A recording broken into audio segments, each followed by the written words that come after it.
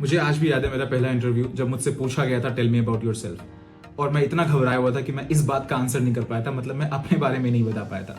Right. सो उसके बाद से मैंने बहुत सारे इंटरव्यूज दिए और मैंने कई सारे इंटरव्यूज लिए भी, और इन सब के दौरान मैंने ये जाना कि आपको एक सवाल के लिए हमेशा तैयार रहना पड़ेगा, और वो सवाल है टेल मी अबाउट योरसेल्फ, अपने बारे में हमें बताइए।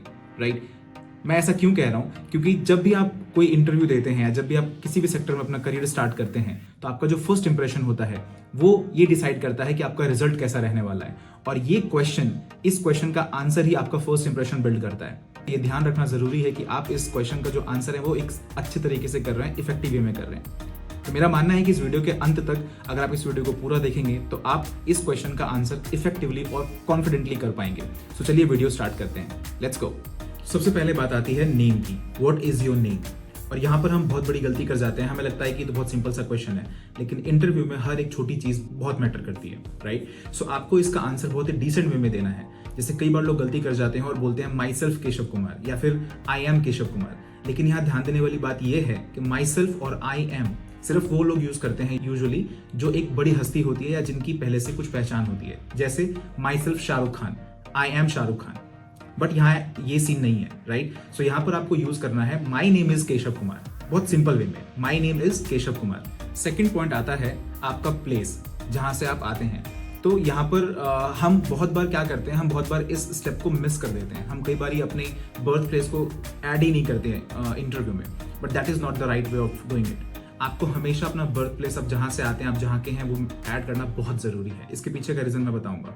तो पहले आपको ऐसे जैसे आप अगर बिहार से हैं, यूजुअली जैसे मैं बिहार से हूं, तो आपको ये ऐसे बोलना है कि आई एम फ्रॉम बिहार या I belong to Bihar. Okay, and say this with pride. आपको ये चीज बहुत प्राउडली बोलना है। आपको बिल्कुल ढीलेपन से नहीं बोलना कि या I am from Bihar, no, not like that. I am from Bihar या I belong to Bihar. Right. अब ऐसा मैं क्यों बोलता हूं मैं हमेशा कि आपको अपनी बर्थ प्लेस मेंशन करनी चाहिए? वो इसलिए कि जो इंटरव्यू पैनल है, हो सकता है उसमें से कुछ या एक दो इंसान आपके सिटी से निकल जाए या फिर आपके स्टेट से निकल जाए, तो वहां पर होना हो एक ह्यूमन टच, एक बॉन्ड बन जाता है जिससे कि आपके इंटरव्यू में सिलेक्ट होने के चांसेस ज्यादा हो जाते हैं। Right. Everything you do in this interview, everything you से इन दिस इंटरव्यू, वो पूरा एनर्जेटिक होना चाहिए और पूरे पैशन के साथ होना चाहिए। ओके। तीसरी चीज, अब यहाँ पर बात आती है आपकी क्वालिफिकेशन की। So always mention 2 of your highest qualifications. आपको अपनी सिर्फ 2 हाईएस्ट क्वालिफिकेशन की बात करनी है। फॉर एग्जांपल, जैसे कि अगर आप ग्रेजुएट हैं, जैसे मैं ग्रेजुएट हूँ, तो आपको अपनी सीनियर सेकेंडरी, जिसको हम हाई स्कूल बोलते हैं या इंटरमीडिएट बोलते हैं, उसका मेंशन करना है, और उसके बाद आपका ग्रेजुएशन का मेंशन करना है। अब यहाँ बात आती है कि आपको मेंशन क्या क्या करना है। राइट। तो सबसे पहले आपको अपने इंस्टीट्यूट का नाम मेंशन करना है जहाँ से आपने पास आउट किया है। राइट। उसके बाद आपको आपका स्कोर मेंशन करना है, अगर आपका अच्छा स्कोर है तो, या फिर भी आपको अपना स्कोर मेंशन करना चाहिए। राइट। एंड उसके बाद आपका मेजर सब्जेक्ट क्या था, आपके ग्रेजुएशन में आपका मेजर सब्जेक्ट क्या था। राइट। जैसे फॉर एग्जांपल अगर मैं बात करूं, जैसे कि अगर मैं अपनी बात करूं, और अच्छा हाँ, इसके बाद जैसे कि अगर आप पोस्ट ग्रेजुएट हैं, राइट, तो आपको अपना ग्रेजुएशन और पोस्ट ग्रेजुएशन के बारे में बताना है। 2 हाईएस्ट क्वालिफिकेशन आपको बतानी है। आपको अगर आप पोस्ट ग्रेजुएट, आपको 10th 12th graduation, post graduation बताने की जरूरत नहीं है। ओके। सो सिर्फ 2 हाईएस्ट क्वालिफिकेशन आपको बतानी है। फॉर एग्जाम्पल, मैं अपनी बात करूं तो मैं ऐसे बोलूंगा कि I have done my graduation from Annamalai university in mechanical engineering, ऐसे बोल सकते हैं। या तो आप बोल सकते हैं I have done my BTech from Annamalai university in mechanical branch. Okay. और उसके साथ आप ऐड कर सकते हैं कि I have done my intermediate from Marwari college Darbhanga and I scored 70% there, and in college I scored 7.5 CGPA. Okay, so that's how you can add your institute name and your passing score. Alright? इसके साथ साथ आप यहाँ पर add कर सकते हैं आपकी अचीवमेंट्स और आपके रिवॉर्ड्स।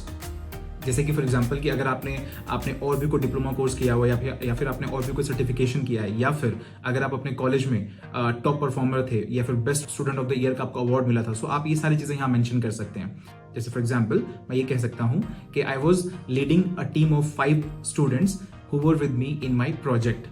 राइट। इस तरह से मैं ये मेंशन कर सकता हूँ कि मैंने एक टीम लीड किया है, तो इससे सामने वाले पे इंप्रेशन पड़ेगा कि I am also good in management, team management. Okay. और इसी में एक आखिरी पॉइंट आता है कि आपको यहाँ पर अपनी एक्स्ट्रा करिकुलम एक्टिविटीज के बारे में बताना है। अब इसका मतलब क्या होता है? इसका मतलब होता है कि आपने पढ़ाई के अलावा आपने और किन किन चीज़ों में आपका इंटरेस्ट था, और आपने कहाँ कौन कौन से सेक्टर्स में आपने आप ट्राई करते थे। जैसे फॉर एग्जांपल, अगर आप कॉलेज में आप अपनी क्रिकेट टीम में थे या फुटबॉल टीम में थे, या फिर आपने अगर किसी स्पेशल प्रोजेक्ट पे काम किया है, या फिर आपने कोई इनिशिएटिव लिया है, राइट आप ये सब मेंशन कर सकते हैं। जैसे you can say I was the captain of my football team, I was the captain of my cricket team, right, I was a good player there. So आप इस तरह से मेंशन कर सकते हैं। इससे होगा क्या, इससे ये होगा कि आजकल कॉर्पोरेट में या बाकी किसी भी सेक्टर्स में लोगों को वो लोग ज्यादा पसंद किए जाते हैं जो एक्स्ट्रा करिकुलम एक्टिविटीज में एक्टिव होते हैं, जिनको और भी सेक्टर्स में या बाकी चीजों में भी इंटरेस्ट रहता है। जो नेक्स्ट चीज आती है इस इंटरव्यू के क्वेश्चंस में, वो ये है कि आपको अपनी स्किल्स के बारे में या फिर आपको अपने what are you good at, आप किन चीज़ों में अच्छे हैं इस बारे में बताना होता है। अब यहाँ पर एक सवाल आता है, कई बार लोग सोचते हैं कि आप हमें इस बारे में बताना चाहिए कि नहीं। सो अगेन मेरा ओपिनियन ये है कि आपको इस बारे में बताना ज़रूरी नहीं है कि आप अपने बारे में बताएं ही कि आप इस चीज़ में अच्छे हैं, इन चीज़ों में अच्छे हैं। बट इन केस आपसे इंटरव्यूअर सवाल पूछे कि what are you good at, कि आप किन चीज़ों में अच्छे हैं, तो आपको इसका आंसर देना चाहिए। एंड यहाँ पर ये बात ध्यान रखिएगा, आपको यहाँ पे वो आंसर्स नहीं देने हैं जो आपकी फैमिली मेंबर ने, आपके किसी फ्रेंड ने बोला कि अरे आप इस चीज़ में अच्छे हैं, आप कुकिंग में अच्छे हैं, या फिर आप फैमिली की टेक केयर करने में अच्छे हैं, या फिर आप क्रिकेट में अच्छे हैं। Not like that. आपको यहाँ पर वो चीज़ें ऐड करनी है जिससे जो कंपनी है जहाँ पर आप इंटरव्यू देने गए हैं उसमें कुछ वैल्यू ऐड हो।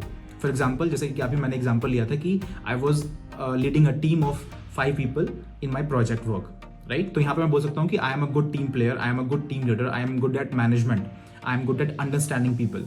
मैं लोगों को समझने में अच्छा हूँ, मैं एक टीम प्लेयर हूँ, मैं एक अच्छा टीम लीड हो सकता हूँ। सो आपको इन चीज़ों के बारे में अपने स्ट्रेंथ के बारे में बताना है।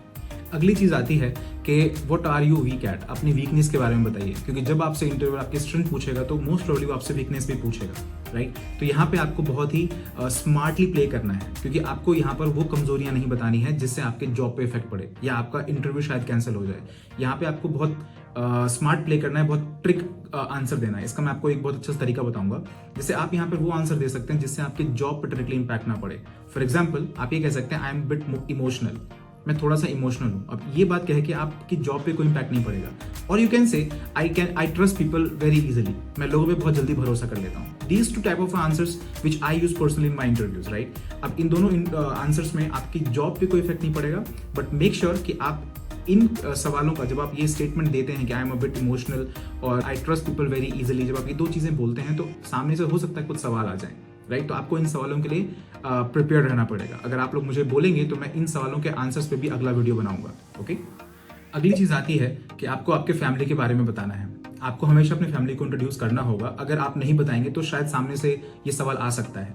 तो हमेशा जब भी अपनी फैमिली के बारे में बताएं, आपको अपने पेरेंट्स से शुरुआत करनी है कि आपके पापा मम्मी क्या करते हैं और किस प्रोफेशन में हैं। उसके बाद आपके सिबलिंग्स, आपके भाई बहन क्या करते हैं। अगर आप मैरिड हैं, शादीशुदा हैं, तो आपको अपने स्पाउस, आपके हस्बैंड और वाइफ के बारे में बताना है कि वो क्या करते हैं। अगर वो वर्किंग हैं तो आपको उनके जॉब के बारे में भी बताना है कि वो किस कंपनी में काम करते हैं या क्या काम करते हैं।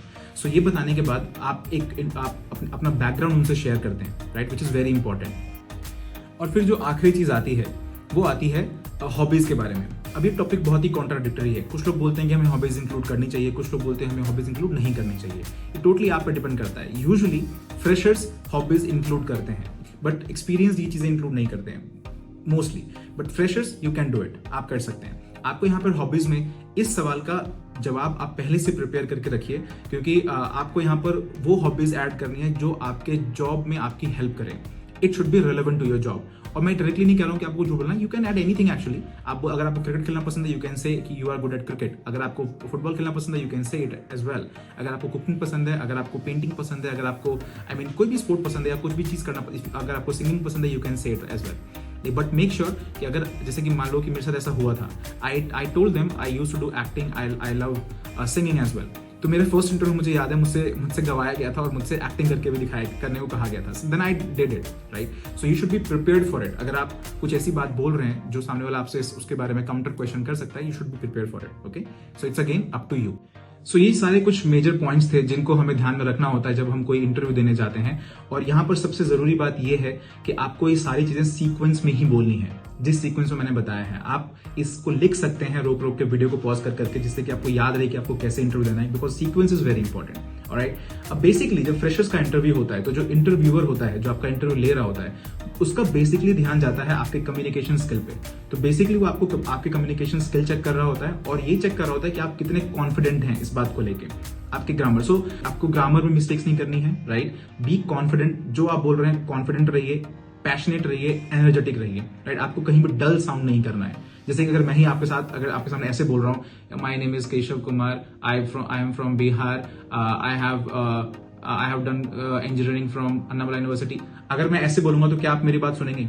क्या आपको ये इंटरव्यू अच्छा लगेगा? No, right? You should be passionate, you should be energetic. अगर आप ये सारी बातें ध्यान में रखते हैं तो आपका बहुत सॉलिड इंप्रेशन पड़ेगा इंटरव्यूअर पे, और बिलीव मी, ये मेरे एक्सपीरियंस से मैं आपको बता रहा हूँ।